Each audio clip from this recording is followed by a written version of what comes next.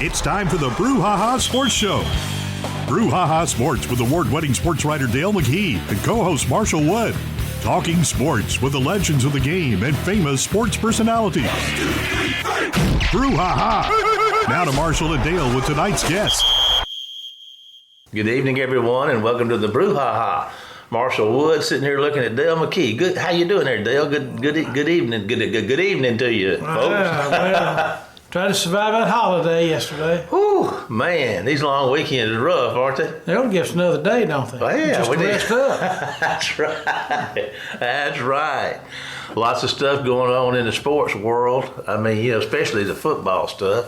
What an interesting weekend. Really? Oh, man. It was kind of ho-hum, wasn't it? I guess it. Did anybody get upset, really? I don't know. Deion Sanders was upset with some reporters calling him out. So I told y'all. We coming. That was fun to watch. It was. It really was. I'm gonna tell you what now. Everybody talking about not winning the game. I think it may win 6 or so. I'm kind of looking at that. Well, I think schedule. everybody right now is readjusting their calculations on the won and loss.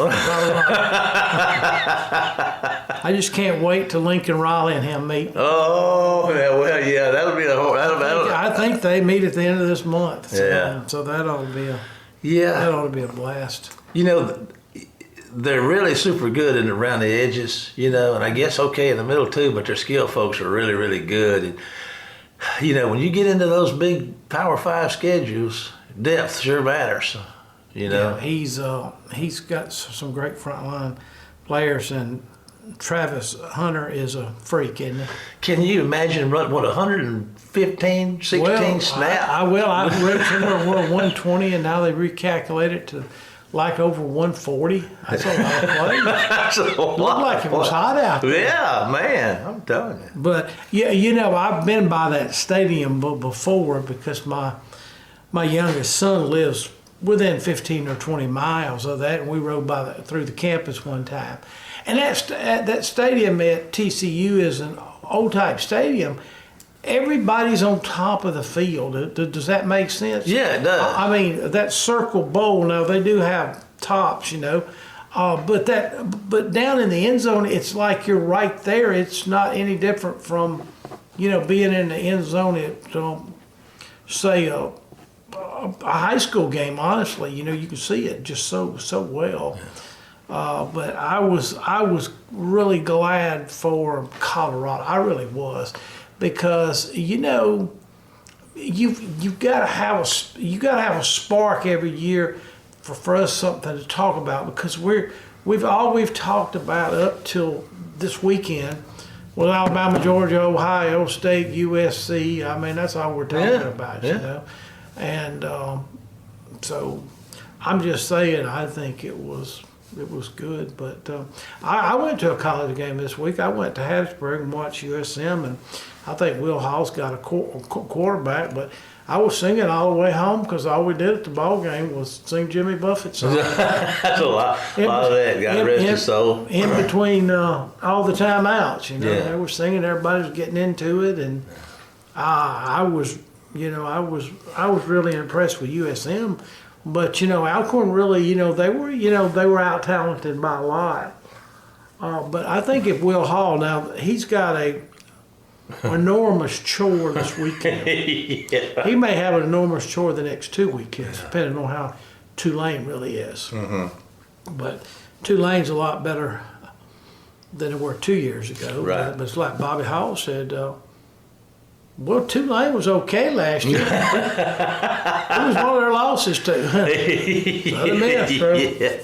So we'll see if Tulane's going to have a little revenge when they come to Hattiesburg in a couple of weeks. Well, we'll find that out. I'm sure they'll have it on their mind. We're going to come back to football a little bit more in our second break. We're going to change gears right now in terms of tonight's guest. Well, let me turn the tables on you. Who is our guest? Introduce our guest to us tonight. That's what I was trying to do. Well, introduce before you interrupted. Well, I wanted to steal the thunder from you at one time. Oh, okay. Let me do them. Okay. I'm sorry. Let me steal the thunder, man. Okay, you want to know who tonight's guest is? Yeah, I'd like to know. Well, I tell you what, he's a fighter. A fighter? A fighter. You know, he's a mixed martial artist fighter. A mix? MMA. It means they'll use anything at their disposal to knock you out. Oh, my Feet, goodness. elbows, hands, it don't matter. Really? They go in a ring and they close the gate and you can't get out. Oh, my God. You know, do they let you carry a white flag? No, sir. Like they used to do in the military? No, sir. Hey. Your white flag, they call it a tap out. You pat that, if they get you in a bind, they choking you, can choke you out too. I think I'd do it right away. Wait a minute. Well, I've known this guy, Lige Mitchell. He's our guest, and I got to meet him years ago. His father and I did a lot of business together in the years past, and that's how I got to know the Mitchell family and I got to know Lige, watch him grow up, and he's a fine young man, and he's in the fight game. And so we're going to talk a little bit about that, and I think we'll find it interesting. You know, if you're interested in the mixed martial arts and fighting, you tune in and stay tuned and listen to old Lige, because he can tell you how to get into it in a big way. So let's take a break to hear from our sponsor, and then I'll be back right after this break with tonight's guest, Lige Mitchell. See you after the break. Phillips Building Supply in Laurel, your hometown building supply store since 1954. We are locally owned and pride ourselves on helping our customers find exactly what they need. From foundations to roofs to doors and windows, Phillips has it. For tools, hardware, lumber, and plywood, visit Phillips Building Supply. Welcome to the show, Lige Mitchell. Man, it's good to have you with us tonight, and we appreciate you taking time to chat with us a little bit on our show, the Brouhaha, Lige. Thank you for coming on board. Thanks for having me, Marshall. I'm excited to be here. Well, listen, let's get straight to the point about you. You know, I've known you for a while and your family. I guess the first time I met you was somewhere around 2003 when Wayne County came to Columbus to play them in football, and you and your father came down there. Do you remember that? You know what? I had no idea that's who you were until I just talked to my dad, and he reminded me. I was like, oh, my God, that's who Marshall is. I remember. Y'all were so good. We loved coming to watch y'all play. Yeah, we had a good run. We're trying to get back there, and I think we're making progress. We won't bog down in that. But, Lige, tell us, our listening audience, who you are, where you're from, and where you now live, and what you've done throughout your life sports-wise up until this latest endeavor. Okay. My name's Lige Mitchell. I'm from Pontotoc, Mississippi. It's about 20 minutes from Tupelo, Mississippi. And I currently live in Moorville, Mississippi, which is right outside of Tupelo as well. Yeah. I started off playing as a kid in all sports. Really fell in love with baseball. Yeah. And played baseball most of my life and went on to college to play. Went to ICC and I played baseball there, and went on to University of West Alabama, which is a Division II school, right. And I played there as well. Mm-hmm. And that was most of my sport. Okay. I knew you were a big baseball player. I mean, I know your dad was all about that too. How in the world did you get interested in tell us what you're doing now, this sport? Now, I call it MMA, octagon, ring fighting. What is it that you're doing, and how in the world did you get involved in this? Yes, it's MMA fighting. It's called mixed mixed martial arts. So you got any kind of martial art, and you go into a cage and you fight. You use your skills, whatever skills you have from whatever martial arts you're training, and you fight another guy who's trying to do the same thing. Yeah. It may not match in your skills. So one may be like a jiu-jitsu guy. One may be a wrestler. One may, is that how that works? You don't match up. You just fight whatever comes, right? Well, yeah. So nowadays, pretty much everybody has a little bit of everything. So the main martial arts that you're going to see in MMA these days is going to be jiu-jitsu, Muay Thai, boxing, and wrestling. And pretty much everybody these days are training all of them. Okay. So, and you'll have a few that are a specialist that might, be really, really, really good at jiu-jitsu, but not that good at striking. Okay. So you just got to be prepared for that, or they might be a really good striker, as in like boxer and Muay Thai, and then not have much of a ground game. Yeah. It's just very rare now, but sometimes you will come across that. Yeah. But most everybody these days are training in all these different martial arts. Okay. And to me, it's like I kind of relate to it like in sports. It's like if you played 3 or 4 sports growing up, like baseball, football, basketball, or whatever, you know, so you're kind of used to playing all those different sports. Well, MMA is like having all those sports in one. Yeah. So if you had a sport that had baseball, football, and basketball, and you just put it all into one and had all those skills, that's kind of how MMA is, but with fighting. Yeah. I've been watching this for a long time. I remember watching Hoyt Gracie, who was a jiu-jitsu guy back in the day, and all this kind of stuff.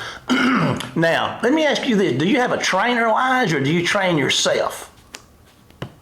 No, I definitely have a trainer because I didn't know anything when I started. But, yeah, my coach is Cody Floyd.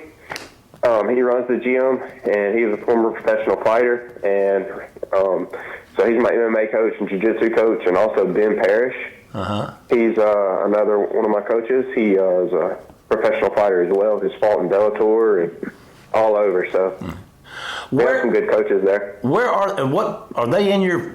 Are they close to where you live, or you have a particular spot? Or I mean, you see them on a regular basis, or how does that training? How does your training and stuff go? Yeah, so my gym's like 15, 20 minutes from my house. Handy. And they're there every day, and so am I. So I see them every day. So, what is your daily? Do you have a thing that you do? Say you don't have a fight on schedule. You just on your regular workout. So how much time daily do you commit to training? I would say it's like 4 hours a day to train for 4 hours a day, like Monday through Thursday, and then Friday's usually like probably 2 hours, and Saturday 2 hours. Yeah. So about 20, 21 hours a week of just training.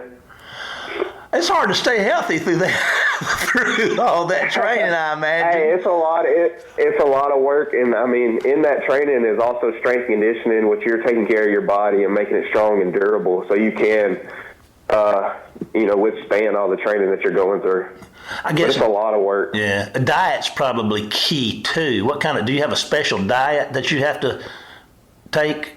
Or you count calories? I wouldn't say it's special or anything, but I definitely do, try to keep my nutrition, on point as far as like what I'm eating, how much calories I'm eating, and stuff like that. But it's mostly, chicken, a lot of chicken and rice, steak, eggs,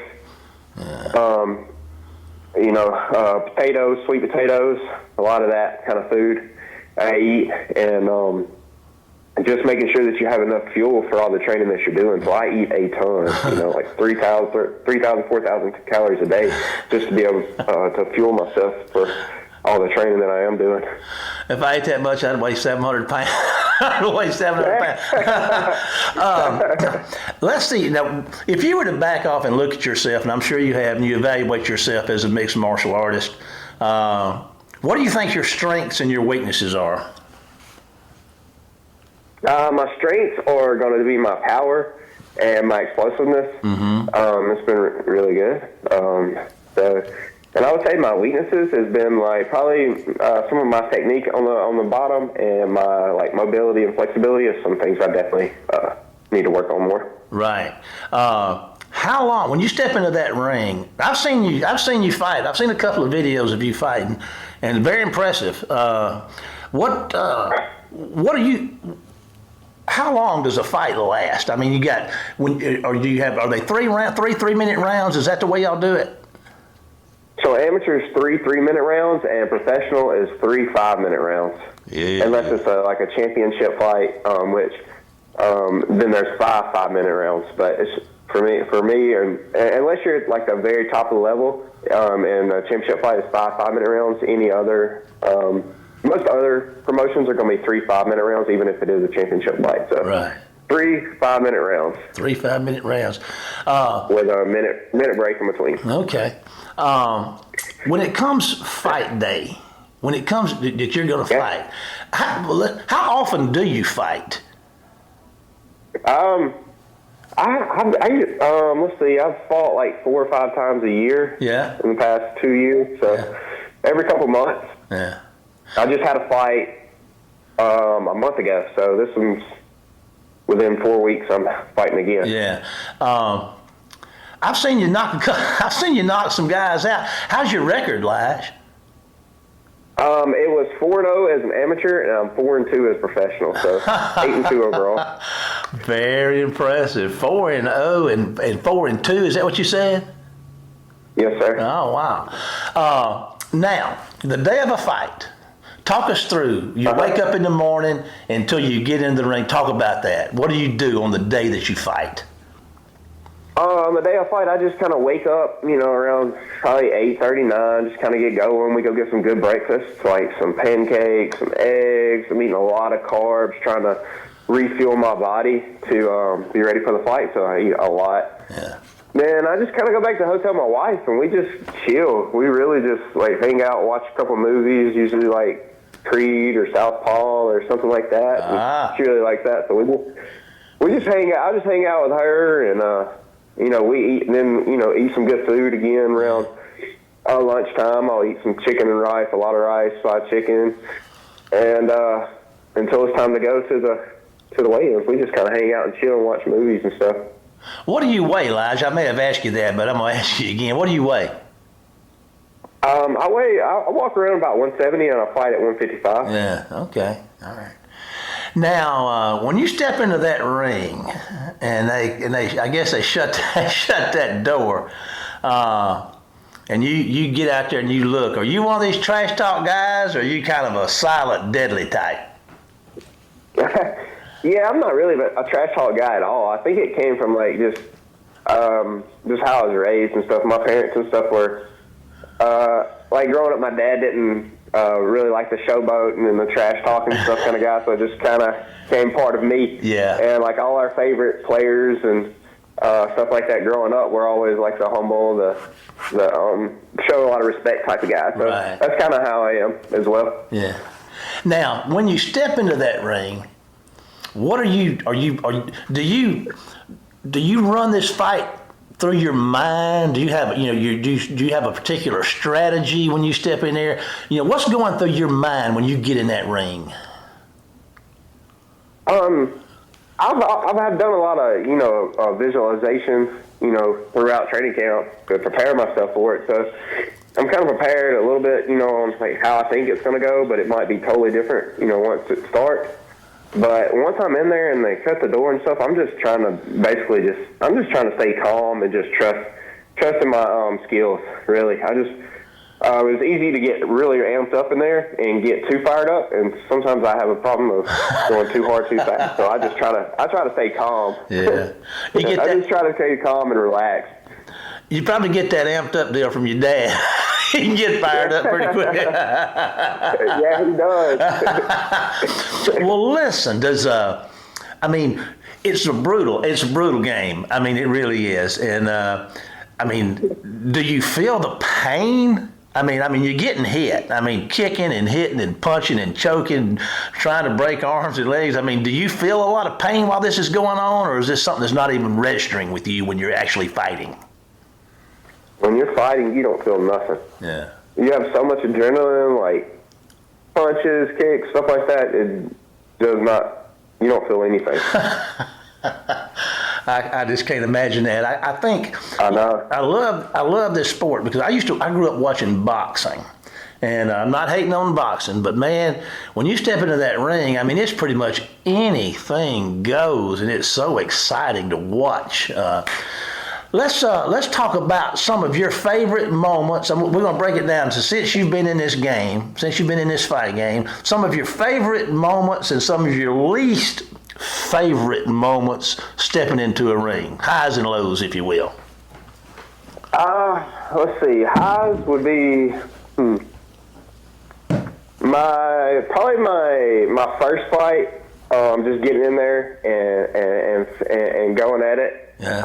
And winning that first fight, that was a high that I had never experienced before. And the amount, and just being so tired. I just couldn't imagine, how tired I could be in 3 minutes. It just did not register. It was just oh my God, you're just so excited to win that first fight and to get that one out of the way. That was a really great moment.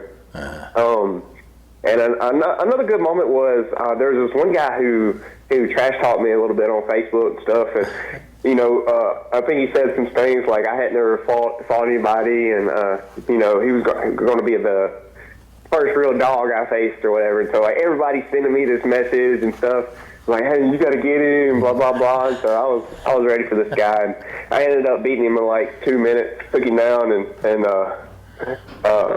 KO'd him in 2 minutes, and so that was really great. It felt good to get that out the way, just to make some folks happy because he was talking a little trash. Yeah. How do you like me now? Exactly. Yeah, I would say one of my low moments is after that fight, because like after the fight you're just so amped up. Like sometimes you're like, who is this? Who am I right now? Like you don't even know. Like you're just so fired up you don't care. Like my grandparents, my parents, everybody's out in the stands, and I get on the microphone and I'm cussing and saying all this stuff. Like I'm going off on him, and I just let him have it basically. And so like I look back, it's funny to say now, but like I kind of like I wish I wouldn't have said some of the things I did, but that was kind of a low moment there for me. And another low moment was like I had a recent loss, not this last fight, but the fight before that, and the guy was just better than me in this fight, and it really hurt. Yeah. Just because like I just wasn't prepared for it mentally. I didn't do the visualization work, and so it really hurt. Like after the fight, just like that. Yeah. I just couldn't believe it. I was kind of in shock because of what had happened to me. I just couldn't believe that somebody could beat me like that. Right. And so like that was really low for me, and just to climb back out of it though has been great for me in life. A lot of mental toughness. Definitely. Golly. What do your future plans? How far do you look out into this game, and how far you want to go or plan to go? What do you think what is your ideal future in this game you're in now? Well, I'm 4-2, so I need to stack on a few more wins and stuff, but I would love to get into the UFC. Yeah. I do know that I'm 34 years old, so I'm running on a short window here. Right. And, Dana White's not really looking for older fighters, so I got to really make a name for myself and push for it. Yeah. So I'm going as hard as I can, and just I'd love to get into the UFC, but, that doesn't happen. I just want to, at the end of it, just know that I fulfilled my potential, and everything that I have, I just gave it all that I had, basically. So when I'm done, I just want to know that I did the best I could. That seems to me to be a thread that I just feel there's so much internal stuff going on for a guy that can commit himself to the way you have to what you do. These people, this mentality. It's a tough bunch of folks, Lige, and you're in the number, man, and I salute you on that. Now, I want to ask you this question. What is your future plans? I mean, how far? Did I ask you this already? I'm senile, Lige. Yeah, we talked a little bit about it. I said, I'd love to go to UFC. Yeah. And get that. There's other avenues as well, the PSL and stuff like that, so we'll just see. But the UFC is the ultimate goal, and where I would like to be, and I think if I can get a few more wins within the next 2 years, 1 or 2 years here, we can make a real push for it. Yes, sir. Last question of the evening, Lige, your future plans, and see what advice would you give to someone interested into getting into this sport? Don't do it. What would you tell them? No, not at all. It's the best thing you'll ever do in your life. Honestly, I really believe that. Yeah. It prepares you for life better than any other sport you can think of. The mental toughness and the grit and all of that. Nothing's going to be handed to you through this sport. It's just like life. You got to really work for it, and this teaches you that more than any other sport. So I would say definitely get into it if you're interested into it. But my first advice would be, I would say get on Google, look up MMA gyms, find one that's close to you, and go try it out. And then if there's a few of them there, try them out all and pick out which coach is the best for you, because that's going to be a big part for you. Is going to be your coach. You want a really good MMA coach, okay, not just like a specific jiu-jitsu gym, not a specific boxing gym, whatever. You need something with MMA that's got all those arts. And so then go to that gym and start training MMA, okay? Yeah. And once you start training MMA, I would do that for like 6 months or so. And then after that, you need to start adding on to it. So you need to start taking more classes like jiu-jitsu and boxing or Muay Thai, whatever they offer. You need to start taking those classes as well to get your technique better as far as your form on your punches and your how to get up and, you know, different submissions and stuff like that in jiu-jitsu. So you need to add on to it within 6 months. And I would say do that for probably 2 years. Wow. And during those 2 years, I would say you need to be competing. Yeah. So start after about 6 months, you know, maybe get you a competition in jiu-jitsu or maybe a boxing match, something like that, just to kind of get used to competing. Mm-hmm. And then after those 2 years of, you know, working, I would start going into amateur fighting, looking for an amateur MMA fight after that. Okay. Well, Lige. But just know this, like, coming in, however athletic, however talented you think you are or whatever, it's not going to matter when you get in there. Like, you're going to get beat up, so know that. Like, you're going to get beat up. So don't come in cocky, don't come in anything like that, and just know that however hard you think this is, it's way harder, and it takes a lot of time and consistency. You're not going to make it in 2-3 years. It's not possible. So don't even have that in your mind. Like, no, this is a long game, and it takes a lot of hard work. I'm talking 10 years. 7 to 10 years, you're looking at a hard work, so you got to love this. Yeah. And be willing to come in and be coachable and do it every day. You got to get obsessed with it. Yeah. And just fall in love with it. But know this, that even through all that hard work, it doesn't matter if you're talented, not, none of that. If you can work, and anybody can do it. Yeah. Well, anybody can do it. That's encouraging.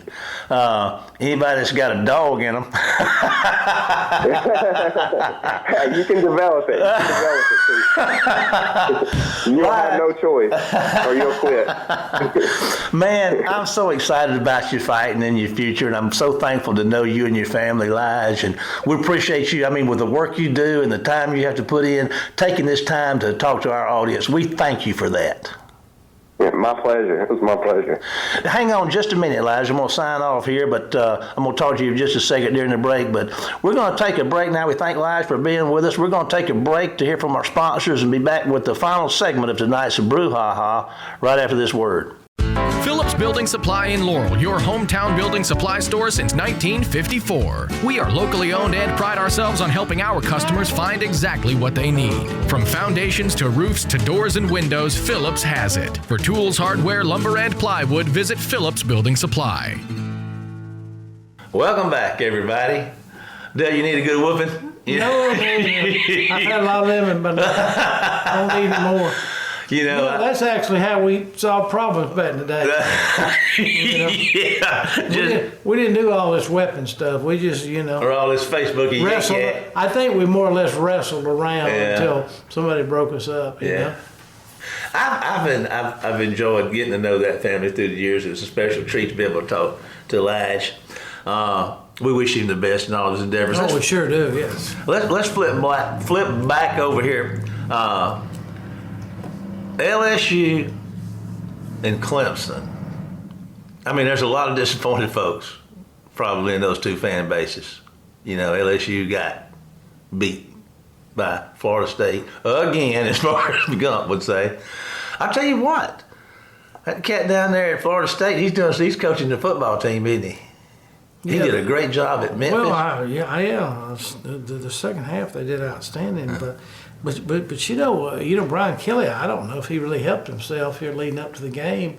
Wasn't there a lot of comments made? Did he say he was going to beat him bad? Did he really say that? He said it'd be over with by halftime. It was. Yeah. It was really over by halftime. Yeah. He was correct. He was right. He just had it on the wrong side. Yeah.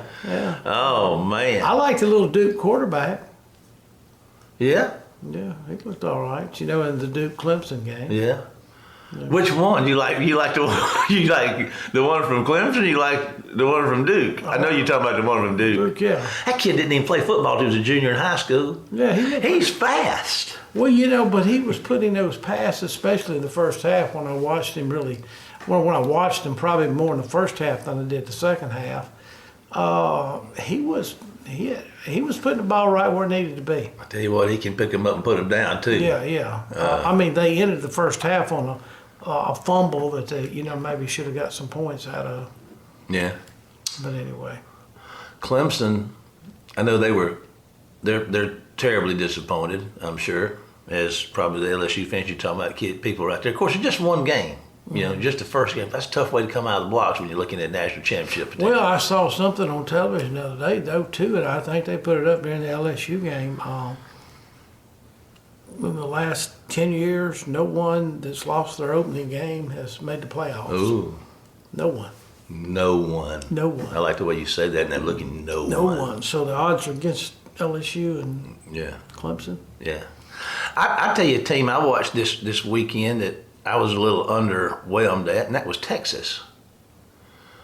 I was expecting a little more out of them, of course, who knows, first game, that kind of stuff, looking over the fence maybe a little bit on that trip to Tuscaloosa. Yeah, well, Ohio State's score wasn't that great as far as, what, they usually do. But, I don't know how those first games can really be judged. I mean, is Kirby Smart going to have Georgia ready to play at 110% 12 straight weeks, or what it is? Do you think, if it had been playing a Clemson or a South Carolina, wouldn't his team maybe play a little bit better than it showed up against UT Martin the other day? Nothing against UT Martin. And Alabama, I don't know if they found a quarterback or not, because Nick Saban said after the game, "Why y'all keep asking me about who the quarterback is?" He's sick of it, isn't he? And I assume Ole Miss has Jackson Dart, and of course State has Will Rogers, and I think Southern Miss with this Billy Wiles, Wiles, he's transferred from Clemson, by the way. He really looked comfortable at running the team. Rolling out, passing. He looked comfortable. He didn't look like he was in a rush or anything like that. But Deion's boy, Shadaria, he really looked good. He really did. He was probably the best-looking quarterback I saw all weekend. Yeah. And I know TCU may not have the greatest defense, because they sure didn't last year in the national championship game. But he was phenomenal. Yeah. That little back TCU had, and then, of course, Travis Hunter, the DB and wide receiver. They got three players, but it's like you said. A lot of teams, the difference between great SEC teams and just the marginal SEC teams are the 50-50. It's usually the lines, the line play, offensive, defensive line. Yeah. So we'll see. Deion's got them believing, and they're going to play Nebraska this week at home. And I was reading something on Deion, and because he is just such a, he's still in the headlines yesterday all over the country. But they paid him to come up there like $29 million, and they asked the president about it. Have you got $29 million? He said, no, but I hope to get it. Well, I was reading the other day, they've already, basically recaptured their money. Yeah. From, and all that kind of, thing from, just bringing him aboard. But, he did the same thing at Jackson State. Did it? He rekindled not just Jackson State, but he rekindled the whole landscape of SWAC, HBCU. Yeah. Everybody said, okay, we can do this. Yeah. Tennessee State went out and got Eddie George, and Grambling went out and got Jackson, that used to coach the Bengals. Yeah. You can turn this thing around, but I think the rest of the college football coaches need to be looking that way toward Boulder and see what he's done, because maybe he's changed it a little bit. He's changed the landscape. Like we are coming, and we're going. But other people can do this too, because you look at a Hugh Freeze. Well, it's going to take us 3 or 4 years to get this thing back going. Well, then the president of Auburn's going to look, well, what's Dion done? Yeah. What's Dion done? Let's get with it. Taking for him 3 or 4 years. Need this thing done now. Oh, well, it'll be interesting watching that unfold in the weeks ahead, but we're about out of time. We want to thank you for joining us tonight and remind you that you can follow us on Facebook at the Brouhaha and view the cataloged shows that we have on our YouTube channel at the Brouhaha. You can listen to those on demand. We appreciate Lige Mitchell being with us tonight and wish him the best in all of his endeavors. But as for now, Dale, it's time to say goodbye. Goodbye, Dale. And we'll see you next week for more of the Brouhaha. Get us out of here, Jamie. You've been listening to the Brouhaha with Dale McKee and Marshall Wood. Heard Tuesday evening, 6 p.m. on WABO. For more of the Brouhaha, follow us during the week on Facebook and WABO.